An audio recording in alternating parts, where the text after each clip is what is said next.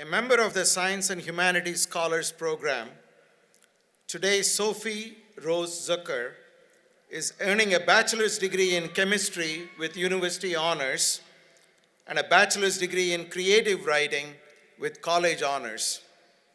Sophie has been an active member of the Carnegie Mellon community, serving on the executive board of Alpha Chi Omega sorority, president of Morph, CMU's Feminist Club, and editor-in-chief of the Oakland Review, CMU's literary magazine.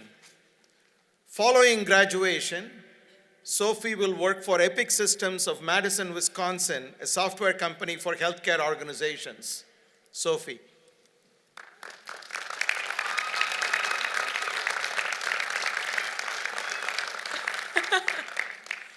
Thank you for that wonderful introduction, Dr. Suresh. Thank you, everyone. How do I look? All right, let's begin. My heart is in the work. Ugh! Those words have followed us throughout our college careers, haven't they? They were pressed into our minds during orientation, spoken with passion and rigor by university officials, upperclassmen, and staff, as they promised us that we too would put our hearts in the work. We would be Andrew Carnegie. When I was a high school junior, those words inspired me. My favorite subject in school was Latin, and I thought I would never drink in college. Oh, sorry, it's raining, guys. I walked through Carnegie Mellon's campus and I saw myself here in a world of people passionate about their studies and passionate about the future. When I was a freshman, my heart is in the work challenged me. I think it challenged all of us, right? Challenged us to sign up for the most student organizations at the activities fair. I don't know about you, but I think I'm still on the Tartan's D list. Challenged us to take on classes we knew we probably shouldn't be taking as freshmen, despite our advisors' recommendations, and challenged us to step out of our comfort zones. Sometimes my heart is in the work translated to work hard, play hard, and each of us interpreted that in our own way. Maybe it was going to my first college party and seeing a guy breathe fire in front of me. Maybe it was my friend who called me at 6:30 in the morning from a walk home down Moorwood just to tell someone her secrets. Or maybe it was my roommate who started research with faculty her freshman year and saw the path to her future laid out in front of her, bright and clear. As we progressed through college, though, my heart is in the work took on a nasty meaning. It became a curse, a pejorative, a joke. It became something we muttered at 3 a.m. while struggling through problem sets or during long weekends in practice rooms and acting studios. Were our hearts really in the work as we planned another event we knew nobody would attend? And were our hearts in the work at midnight on Sundays in Hunt Library, trying to finish lab reports, gorging on snack food and Red Bull? In the middle of my sophomore year, I sat in my advisor's office, asking him for guidance about what to do that summer. I didn't know where to go. I felt like I should start doing research because everyone in the chemistry department does research, and sophomore summer was too late to start research, and I wanted to take more writing classes, and I wouldn't have time for research during the year. I just couldn't do it all. I grew frantic, panicked, and I was about to cry when he just calmly looked at me and he said, "Sophie, over the past year, it has seemed that chemistry has excited you less and less, and other things have excited you more." And just like that, a whole world opened up for me. The thing was, I loved putting my heart into work. I think we all did, right? I loved hearing my friends tell me about their research, and I loved the moment I understood what they were saying. I got the science. Yay, science! But it meant something special to them, and it didn't mean anything special to me. I had spent time and energy and heart on a field I thought I could settle into and settle for. But when it came down to it, I realized it was stupid to settle when other people weren't. I realized the things that have brought me the most satisfaction during my time here were outside the classroom of my primary major. And I don't think I'm alone. It's not that my heart wasn't in the work, it was just in other work. It was in other classes, in another academic department that wasn't on the path I imagined for myself, but that made me feel like I was doing something new, something meaningful. But 2 majors weren't enough. Is enough ever enough for CMU kids?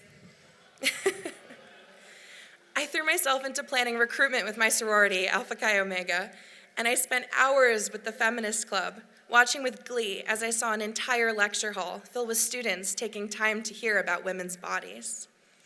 It was more than just other work. I found love in late night meetings with executive boards, performing weird skits with the chemistry department, and building a booth.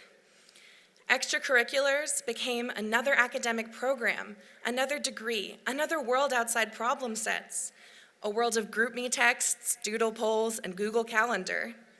Who among us doesn't know this world? Whether we were RAs, TAs, research team members, team captains, or chapter presidents, no one is leaving this campus without having been a part of something outside the work we set out to do.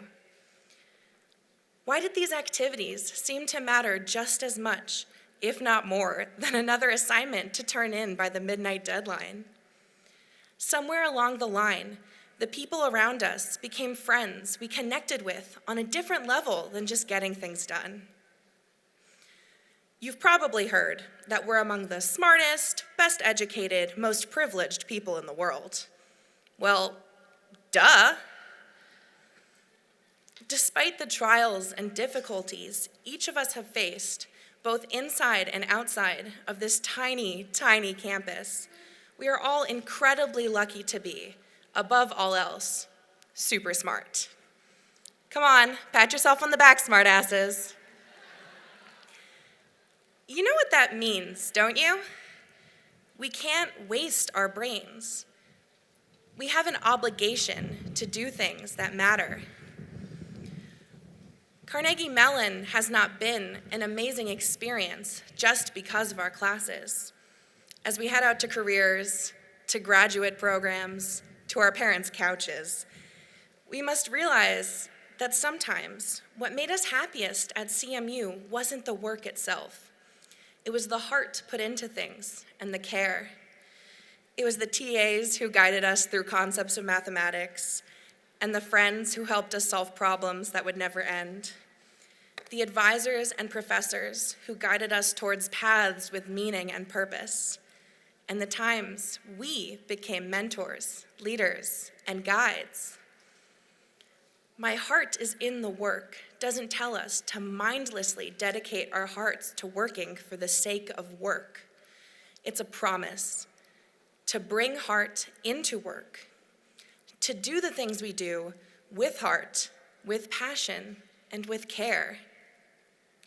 Now, I'm not saying each of us should dedicate our lives to solving the world's biggest problems. Although, at least one of us should deal with the sustainable energy crisis. Chemical engineers, maybe material science, one of you? Can one of you take care of that? Thank you. But honestly, most of us are gonna spend the next 5, maybe 10 years doing stuff that isn't our dream job. And that's okay. It's normal. The things I found myself able to put the most passion into during my time here were outside the classroom. Maybe work will be like that too. Maybe some of us will struggle to find meaning in the 9 to 5, in tax forms and hour-long commutes. But what I ask of all of us, and what I hope for myself, is that we put our hearts into a work. We know how to work hard. We've spent how many years practicing it? Our more challenging work will be to work with our hearts, to bring not only skill, talent, and intelligence, but kindness, thought, and love into what we do every day, into our workplaces, communities, and families. To treat the people outside the Carnegie Mellon bubble with the same respect and wide-eyed wonder as we treated each other. To view the world as optimistically as we did here. While Andrew Carnegie was a great businessman, he's not remembered for his businesses. He's remembered for his philanthropy.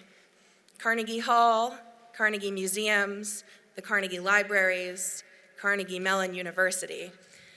Andrew Carnegie spent his entire life putting his heart into work, but his great sorrow was to wait until the end of his career to put heart into the arts, education, service, the good of the common man, the things he cared about. Why shouldn't we, in the spirit of innovation, improve upon his legacy? As we leave class of 2016, let's make "My heart is in the work" a promise to bring our hearts into our work. Thank you.